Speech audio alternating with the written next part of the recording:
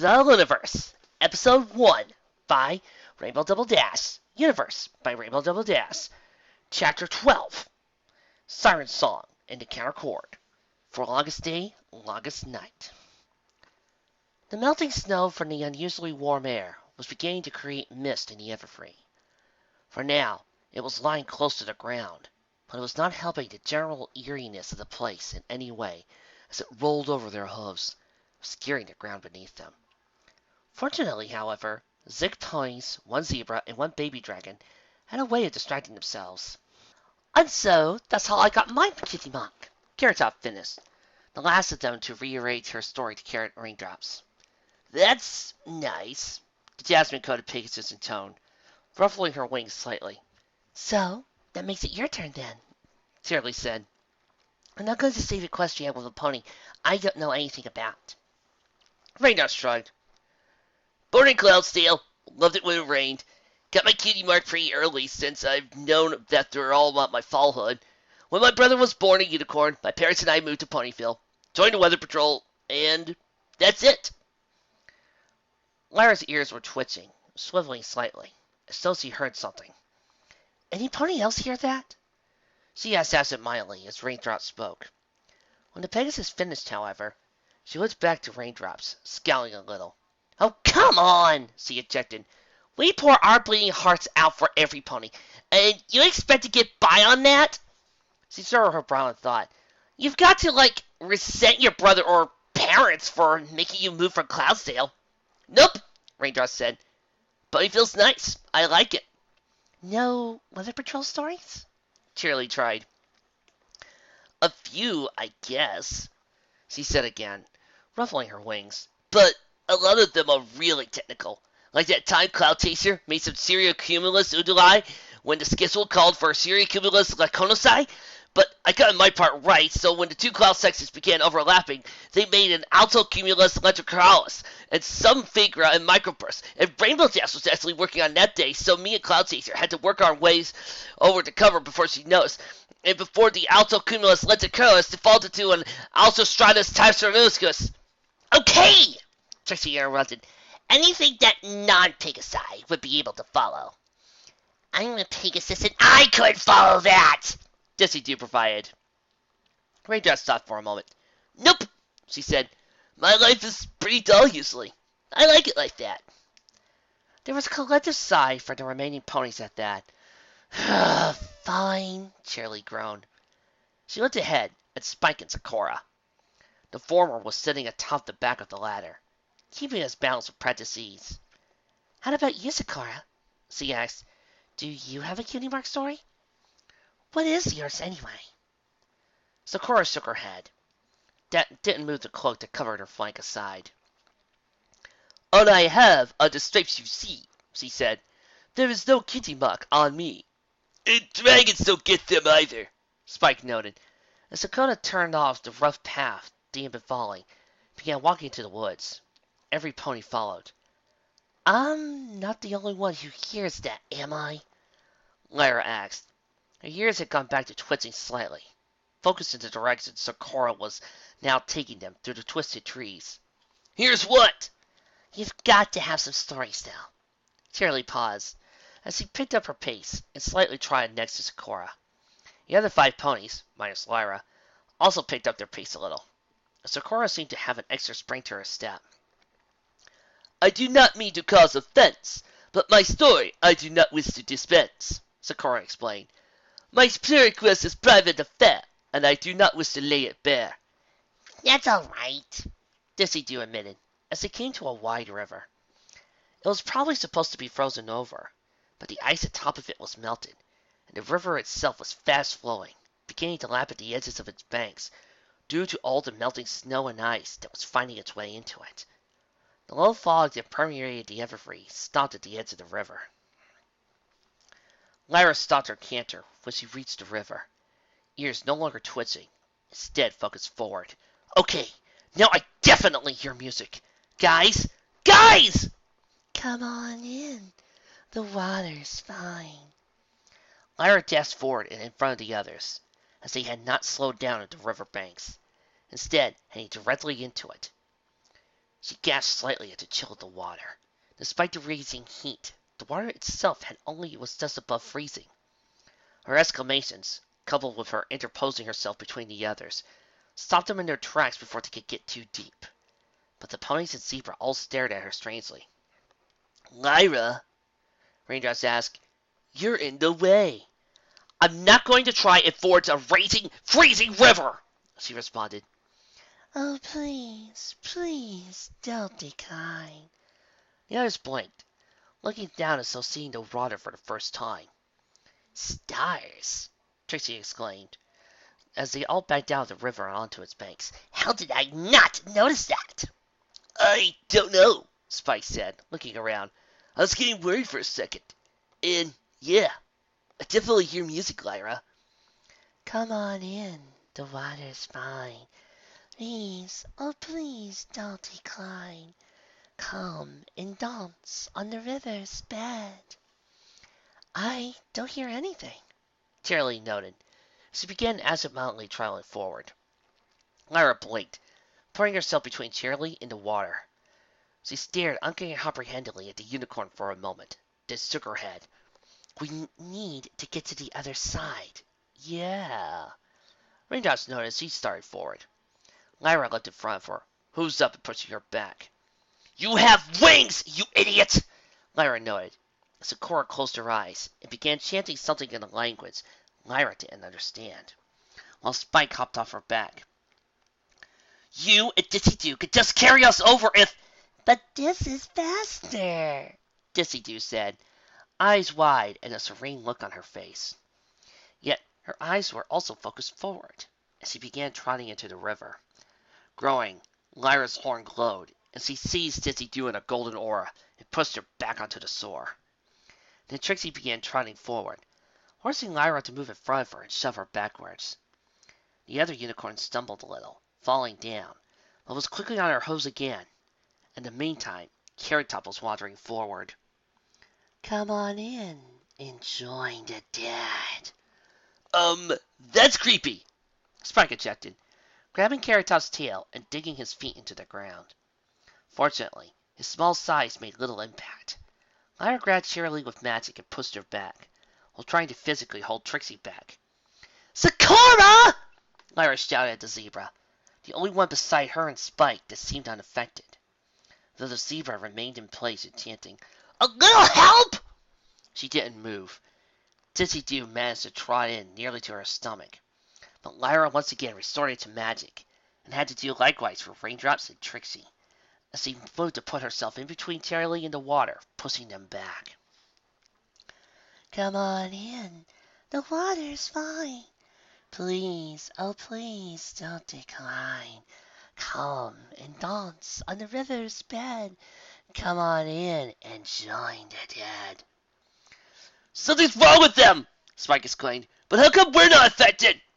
"I think it's some kind of magic song!" Lyra exclaimed, as she used telekinesis to hold back all her friends. It wasn't going to work for long. Sweat was already forming on her brow. "I don't know why it's not affecting you, but for me, it's 'cause it's poorly harmonized!" The music stopped suddenly. The 5 ponies had been trying to plunge into freezing waters, stopped trying to commit suicide, but remained in a trance, waving back and forth slightly. There was a splash from behind Lyra, as she turned and found herself face to face with some kind of creature that looked like a cross between a pony and a fish.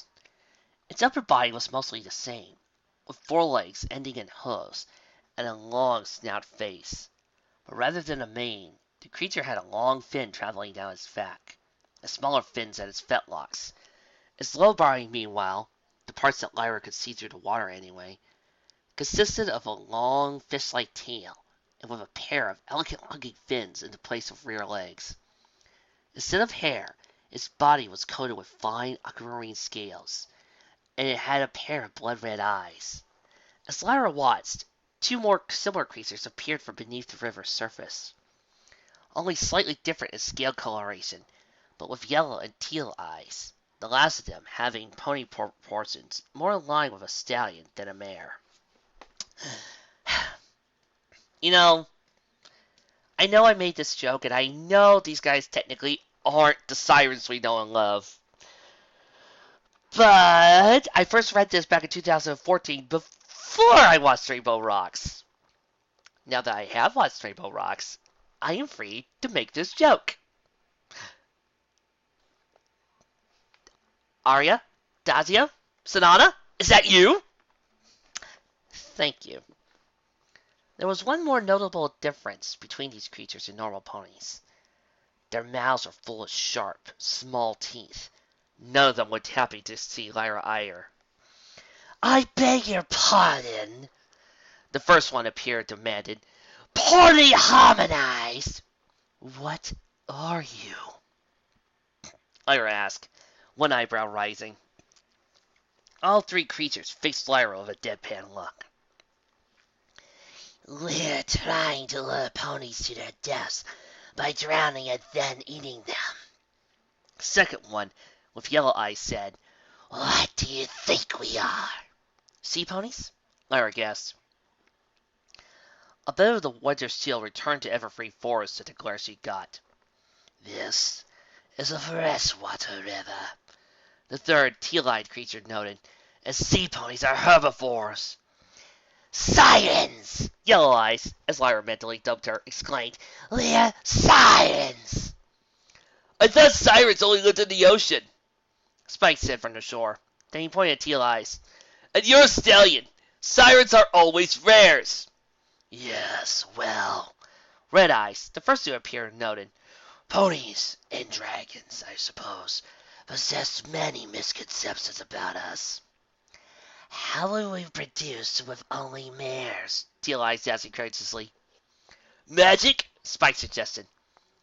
Teal Eyes shrugged, consenting to possibility.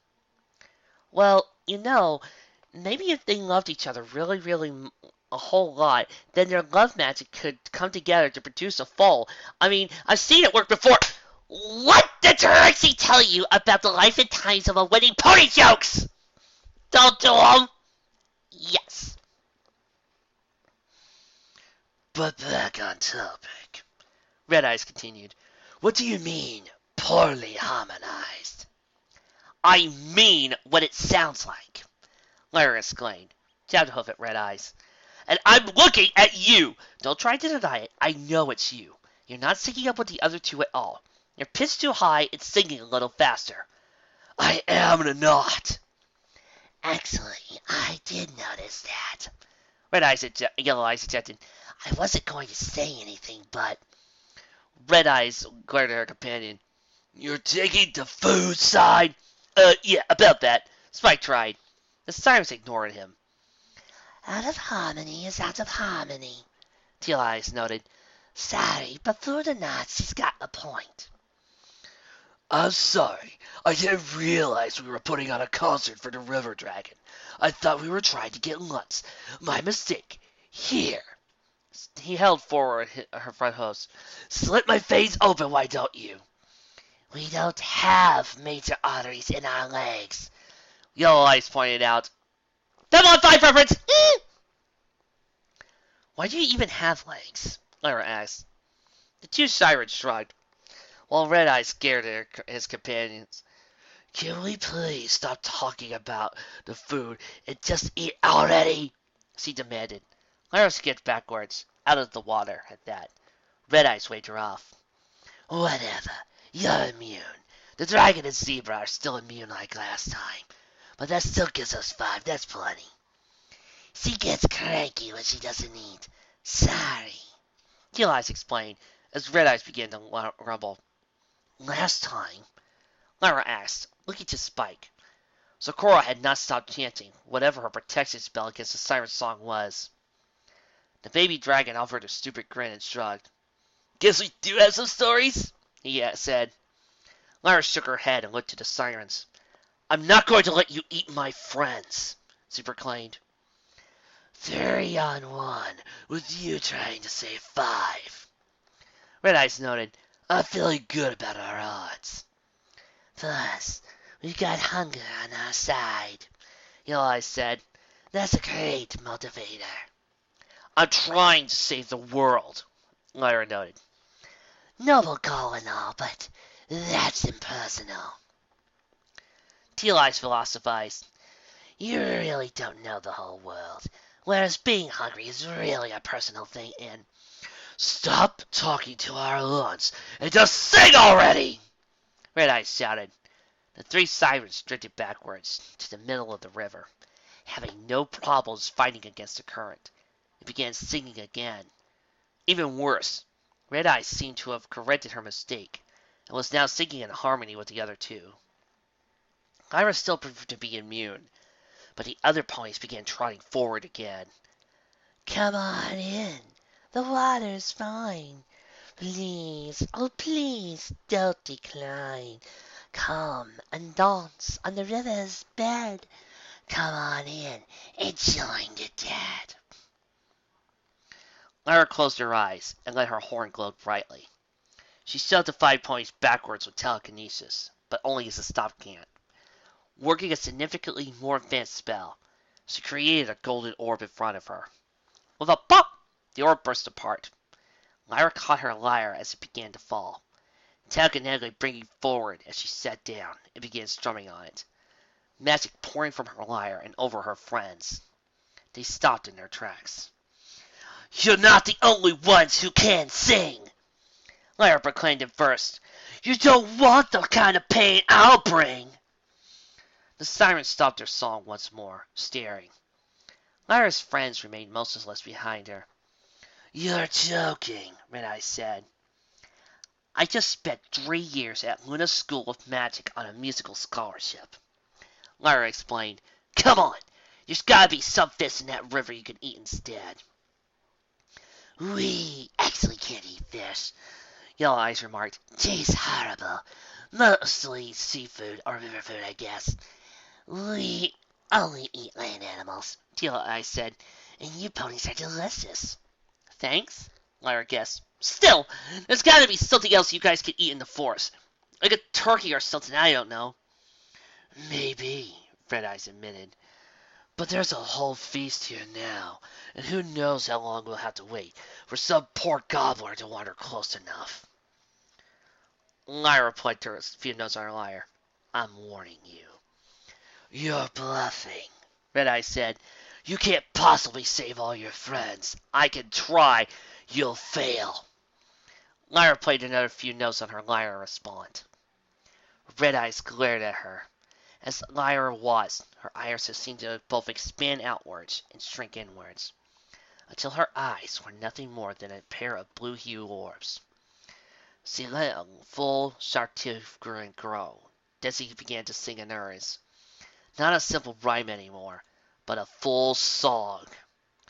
Now I know that you think you're so great, but you're nothing. But you're nothing. But you are, and I know that you don't want to die, but you're nothing. But you're nothing. But you're...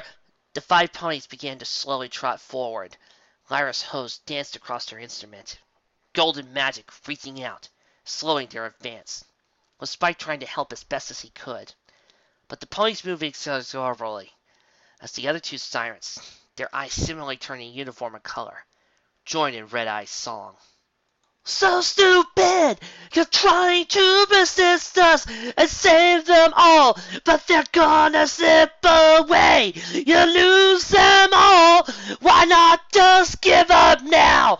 Just stop fighting. We're sirens and we're hungry. You can't win. Lyra interrupted them with a full pull across her lyre, while her horn interceded to amplify its volume several times beyond what should have been possible. I'm not just gonna let you eat my friends. I'm telling you right now, just go somewhere else. Music is my special talent, sirens. Nothing you can sing can stop me from winning.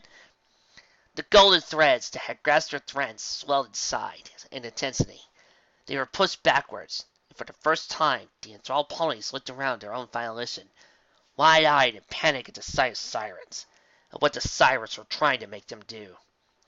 Meanwhile, the sirens, had been thrown backwards by the force of Lyra's magic-enhanced song, their eyes snapping back to normal, and a look of genuine surprise on their faces. Glaring, their magical song returned, the magic taking physical form for the first time, and lashing out at Lyra.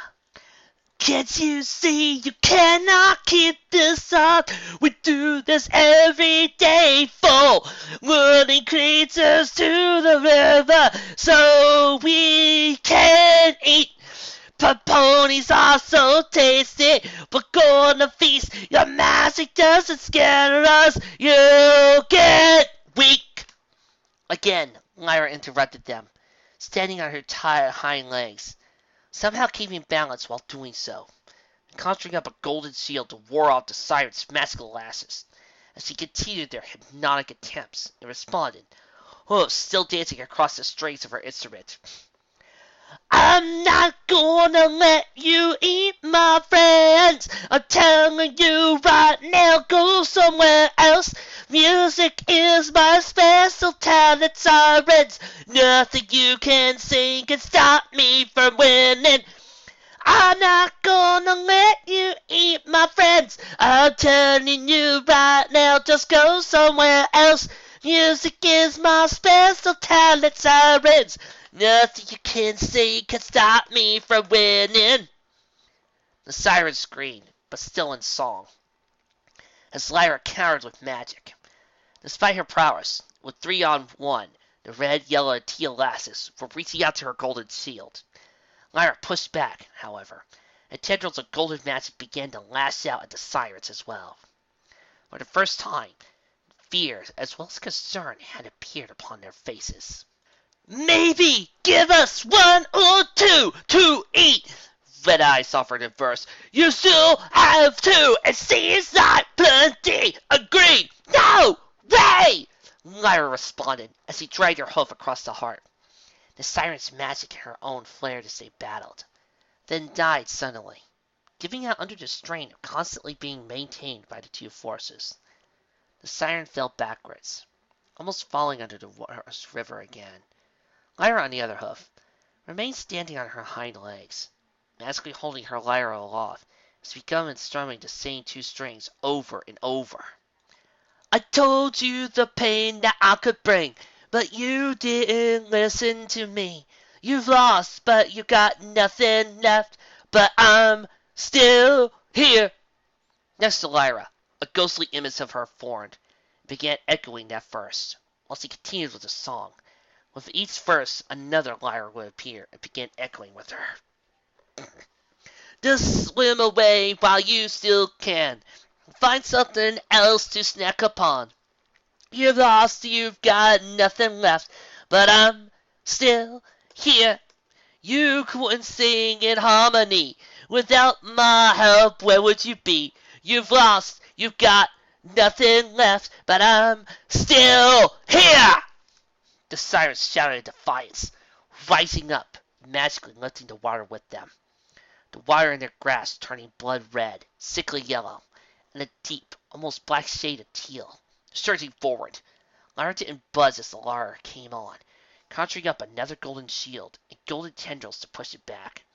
As the 2 competing magical forces dueled, the sirens had seemingly lost the ability to sing in verse at all, instead conjuring with pure vocal power. But Lyra actually turned that against them, incorporating into her song as chorus of the losers continued to sing as well. I told you the praise I could bring, but you didn't listen to me. You've lost, you've got nothing left, but I'm still here.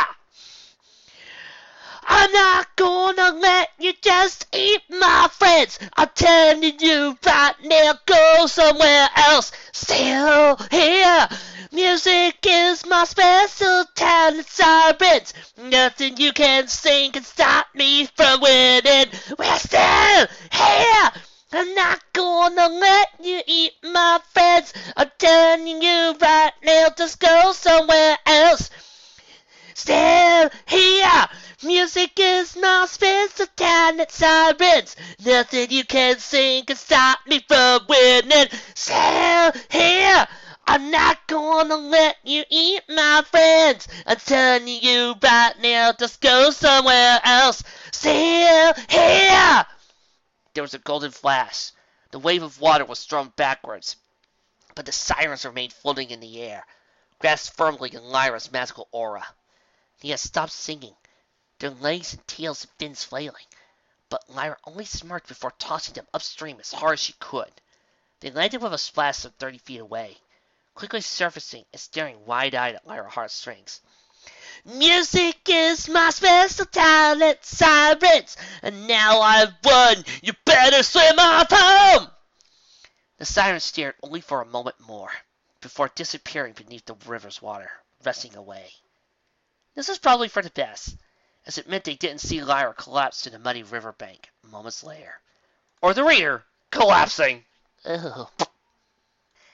There you are. Feel better? Yeah. Sorry, guys. The first time I did it, it was a little bit harder because of all the way I did it, but that second time, I actually got better, so I was more into it. But I'm ready. Yes, we pumped you with enough Gatorade to fill a whole entire Hoover Dam. Now get to work! Right. Chapter 13. Overchanneled and under suspicion. Being as unaffected by the sirens as she had been, Spike was at Lyra's side before anyone else. But Trixie reacted faster, reaching out with telekinesis and hauling Lyra up and out of the river's bank. The other unicorn was shivering and had her teeth chattering. It was now covered head to hoof in mud, freezing water as she laid on Carrot Top's waiting back. Once he was firmly in place, the ponies, Zebra, and Baby Dragon took off from the river at full speed, Spike hopping once more onto Sakura's back after grabbing Lyra's fire on Lyra. Anybody else having second thoughts about this? Trixie asked as they galloped before looking to Sakura. In why words are you helping Lyra? Those sirens were going to kill us! Yeah!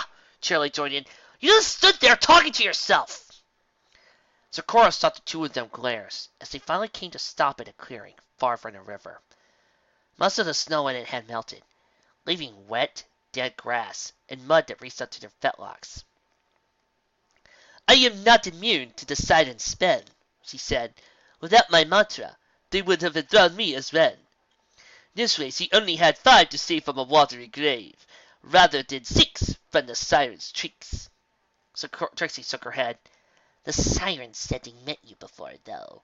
I didn't think that raindrops had to specify this, but you're supposed to be guiding us safely to the palace, and not right past, but the sirens! If you knew they were going to be there. Sakura looked indignant. The river is many miles long, she interrupted, jabbing a hoof in the direction they had galloped from. I do not know the range of the silent song, nor could I know they were close to Lair. I did not intentionally bring us there. Trixie opened her mouth to raise another objection, when she heard Lyra cough from Triceratop's back. The Zebra probably had some good points, but Trixie didn't have to acknowledge that, as he had more immediate concerns anyway. Trixie trotted over to Carrot Top and Lyra, looking her fellow unicorn over. Lyra's eyes were closed, and she was breathing in short, quick gasps and still shivering. Is he going to be all right? Carrot Top asked, craning her neck to look at the pony on her back. What's wrong? She's overchanneled, Trixie said, shaking her head again. She stepped back a few feet and looked down to the ground, her own horn glowing as she singled out a large section of grass. Hang on, let me try to try this. Her spell was interrupted by a burst of green flame across the grass. The other ponies backed away in fright, looking to the flame source and seeing Spike, atop of Sakura's back, exhaling as hard as he could. After a moment, he stopped, panting a little. The area of grass that Trixie had singled out was now blackened to a crisp. Thanks to the overall wetness of the clearing, there was no danger of a fire. After a second, he made a curious gesture of extending a hand with a fist clenched, except for his thumb, which pointed straight up. Thanks, Trixie decided, as he removed her cape and laid it across the burned grass, the enchantments in it assuring it was no danger of catching fire, at least from the few field star embers that remained. She then took Lyra from Carrot Top back and set her down on the ground. Over-channeled? Dizzy Do asked after she was done. What is that? Like, magically working yourself to exhaustion? No, Trixie said. She took Lyra's lyra away from Spike and laid it down next to the prone unicorn. It's like having 90% of the blood in your body sucked right out while trying to run a marathon. The others recoiled and shook at that. As Trixie continued, she poured all the magic in her body into what she just did. She's running on fumes right now, basically. Will she be okay? Shirley demanded, dropping to her knees next to her friend. Trixie shook her head. I don't know, she admitted. She needs magic. If I had an ether, she'd probably be awake. But right now, all she could do is sleep and recover her magic naturally.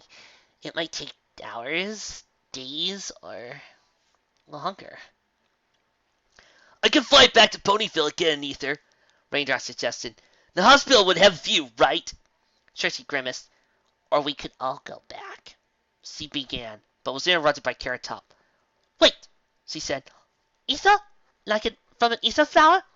Trixie blinked. Sort of, she guessed. Except no. Ether flowers are too rare. So they're really mixed of... They're not rare, Carrot Top interrupted again. I mean, not really rare. They're just hard to get since they only grow in the Everfree, and no pony wants to make a habit of coming out here.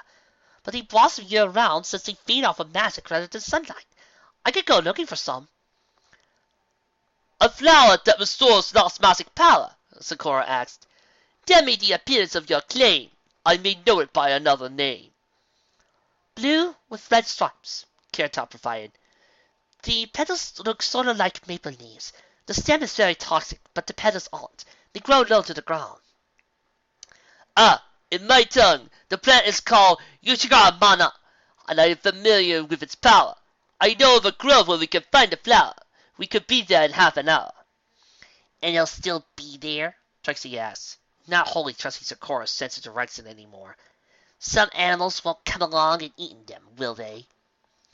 Carrot Top and Sakura both shook their heads, however. Like I said, the other pony explained, the stem is poisonous, so most animals stay away. All right, Cheerily said, pointing to herself, then Ditsy Do. Ditsy and I will stay with Lyra and keep an eye on her. I don't want to move her more. Ditsy can take the air in half an hour and provide a way for Raindrops to find us when you're heading back. Got it, Raindrops said with a slight salute. The rest of them turned and galloped off. You weren't serious about giving up, were you? Raindrops asked. Despite the initial speed of their pace, the ground in the Everfree, covered with overgrown roots, mud, and still melting mist, were now reaching their knees. It slowed their stride quickly. Sakura assured them, however, that they were making good time. Despite this, Spike and Sakura seemed to have taken up arguing with each other over something, though in low voices and not entirely in equestrian. The three ponies chose not to intercede. Trixie looked at Raindrops. Lyra's been hurt now. That's why I wanted to come in here by myself. You'd be silent food if you came in alone, Carrot Top pointed out. Or worse, a lot of things might attack a single pony would leave a group alone. Trixie shivered slightly as he dwelled on that, though also for more natural reasons. She hadn't realized just how much she had been relying on her cape to keep her warm, despite the sunlight being warm enough to melt snow and create fog and mist. It was still quite chilly in the Everfree, something she wasn't really used to dealing with for the past few years, ever since she first enchanted her cape. At least she still had her hat. It didn't bear any element-resisting enchantments on its own, but it was keeping her ears warm. So, how do you know about ether flowers, anyway? Trixie asked, changing the subject. I tried to grow them once, Carrot Top said, chuckling slightly at the thought. I thought all they may need is a little of pony magic and care. But the seeds I managed to find never even budded until I took them back out and put them back in Everfree. Sakura, stop walking! The zebra froze, looking back to Carrot Top curiously, then down. Poking it just up and out of the mist was a shoot covered with blue leaves. Sakura's eyes widened and said something else in her native language as he stepped backwards from it. Spike looking equally concerned atop her back, eyes very wide. Carrot Top had stopped as well, as had Raindrops and Trixie. "What is it?" Trixie asked. Eyes as wide as everybody else's. Carrot Top was waving a hoof, trying to disperse the fog, but to no avail. "Raindrops," she asked, "do you think maybe you could move some of this?" Raindrops nodded, rearing up on her hind legs and beating her wings furiously several times in rapid succession. Her natural Pegasus abilities made her far better at moving fog than others, and in a few moments a large area of the muddy, root-choked ground was revealed.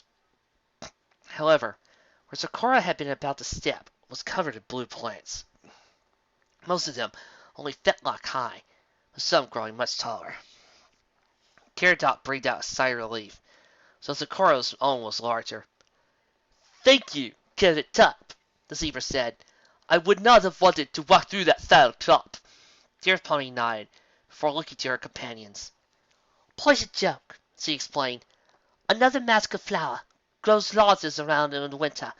Its effects are less than fun if it touches you." "No kidding," Spike said from a low voice. For the sound of it, he probably had some kind of personal experience with it. "These were not here when I last went this way," Sakura said. "Its presence may cause a significant delay." Trixie decided not to raise a point about this being the second time Sakura had managed to nearly lead them to disaster, though not out of a sense of altruism. Trixie may not have been an official part of the Night Court until a few days ago, but she certainly had ample opportunity to experience it. Amongst the Night Court there was a saying: once was coincidence, but twice conspiracy. On the other hoof, Sakura had nearly walked into the poison joke herself, and her plan, if there had been one, seemed poorly thought out. One used the poison because it could be done discreetly, with little evidence leading back to the poisoner. One did not simply lead the hapless victims to a grove of poisonous plants and then fight them to Frolic. Nevertheless, Trixie filed her suspicions away into her interesting mental folder. Raindrops trotted closer to the poison joke, rearing up and beating her wings once more and clearing the fog. The blue patch was large, stretching in the direction that they had to go further than Raindrops' wings could clear, while also stretching a long ways to the left and right, even as the Pegasus moved to clear as much ground as possible. "Nuts!" Raindrops proclaimed as he settled back on her hooves, as Carrot Top and Trixie joined her. "This could take a while." "Time we really don't have," Trixie pointed out, "leaving Lyra, Charlie, and Dizzy Doo by themselves, never mind where Corona is up to." "What does Poison Joke even do?" "Depends on the pony," Carrot Top noted. "It basically takes whatever you're proudest of, or something you really want, and inverts it somehow. Like some kind of cruel joke. It's not poisonous, exactly. It won't kill you or really harm you, and it takes hours to set in. But its effects can only be stopped by a special brew, which you can't make this time of year, or really, really powerful magic, which we don't have. Or just by wearing off, which takes weeks."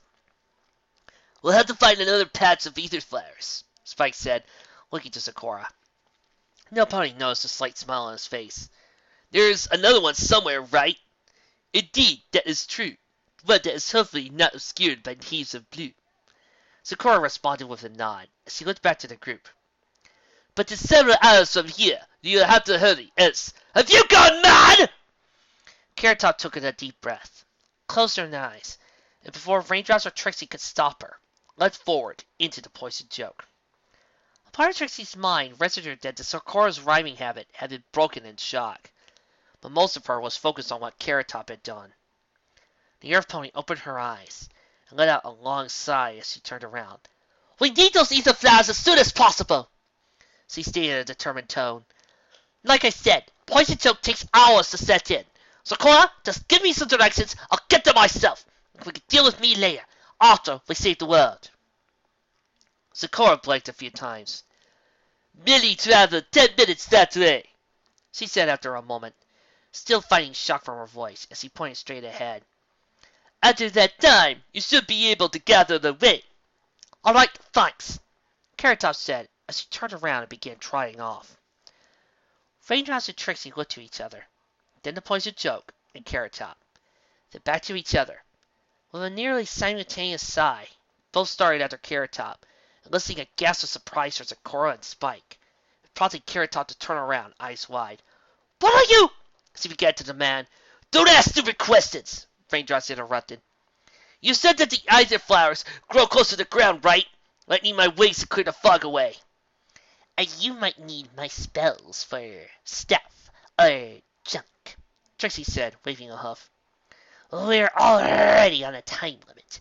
Think of this as extra motivation. Besides, we can't have you going off by yourself all martyr-like and making us look bad." For the record," Spike called from atop Sakura's back, the zebra having not moved an inch, whilst he was trying to take in the insanity of the three ponies. "I'm perfectly fine with you going off by yourself all martyr-like. Me and Sakura will stay right here."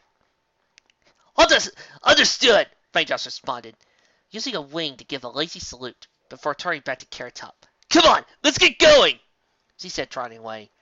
The unicorn and Earth Pony soon joined her. "You two are idiots!" Carrot Top proclaimed, as the blue leaves of Poison Joke brushed against their fetlocks, knees, and occasionally their barrels. Yeah, we are," Trixie asserted the Earth Pony. "Not that you're much better.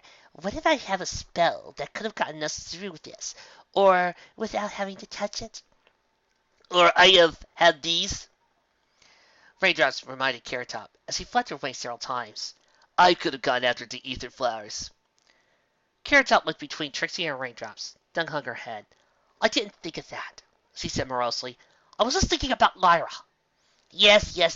You're giving Mare to the point of being willing to walk through Poison Joke for some point you don't even know all that well," Trixie said in a dry voice. Then a smile appeared on her face as she said, "And we're the stupid mares who followed you, 'cause you're rubbing off on us." "And making us look bad," Raindrops reminded Trixie. "Yeah, that too. Plus, you're the one who pointed out how dangerous it is for a single pony in here, rather than a group." Carrot Top let out a long sigh at that, before raising her head. "Okay," she said, forcing herself to smile. The trio continued in relative silence at that point, soon finding themselves free from the Poison Joke that had dominated that part of the Everfree. Raindrops beat her wings at regular intervals to dispel the fog. Then the three of them would begin searching the ground for signs of the red and blue flower they were looking for. At length, they actually managed to find the grove Sakura had spoken of, set in the shadow of a cliff face where the sunlight rarely touched, even if it moved across the sky. The petals of the flowers were indeed looking like maple leaves individually, though clustered together in bloom, the appearance was more like a 12-pointed, mostly blue star, with red lines running from the tips of the petals down the stems. The grove was large, at least as large as the Poison Joke Grove, though compacted together rather than spread out. "How many do we need?" Raindrops asked, as he judiciously poked a few flowers. "I don't know exactly," Carrot Top admitted, as he began using her teeth to tear off the flower petals, carefully avoiding the toxic stem. Trixie offered her her hat. "I guess just fill up Trixie's hat?" The unicorn took an experimental sniff as Carrot Top, Raindrops, and herself began gathering petals. The flowers smelled a bit like dandelions, not an unpleasant smell, so she wasn't going to regret this, at least, though a rumbling in her stomach suggesting she was going to be hungry from the experience of smelling something normally not available in winter. After several minutes, Trixie's hat was brimming, and the three ponies looked to each other. "This was anticlimactic," Trixie said, as the three began trying the way they had come from, Trixie using telekinesis to hold her hat aloft. As they reached the edge of the Poison Joke patch, Trixie continued. "I was expecting something more. Things can't be trying to eat us all the time," Carrot Top pointed out. "Besides, you'll be getting all the more we could want once the Poison Joke sets in." Trixie winced at that. Took something she was good at and twisted it, huh? Probably every spell she tried to cast would be Fireball or something. Either that, or she becomes so clumsy as to trip over her own hooves. It didn't take the three of them long to find Spike and Sakura again, the two of them being heard before they were seen. Once again, the two seemed to be arguing over something, though their argument quickly died when they spotted the returning three. That was fast, Spike noted. I know. Made for a nice change. Raindrops nodded as he beat her wings and climbed to the air so she could get a bead on Ditsy Doo. Sakura looked over at the hall of flowers. With the powers these petals can evoke, Trixie nodded, looking to Trixie. You could perhaps procure yourself a poisoned joke. It was best to be wise to do so soon, lest the plant stroke deal you doom. Doom? Trixie asked, raising an eyebrow. That's a bit dramatic, don't you think? Carrot Top asked. She looked at Trixie. Like I said, whatever it does to you won't be dangerous. I mean, you might shrink down to half your height, voice might change, or something. But it won't be innately harmful. Trixie blinked a few times as she considered. We'll see how much Lyra needs first. Then we can see what we can do with the rest. And ladies and gentlemen, this makes the Lunaverse the most unique of the stories I've ever done, as it has freaking mana potions!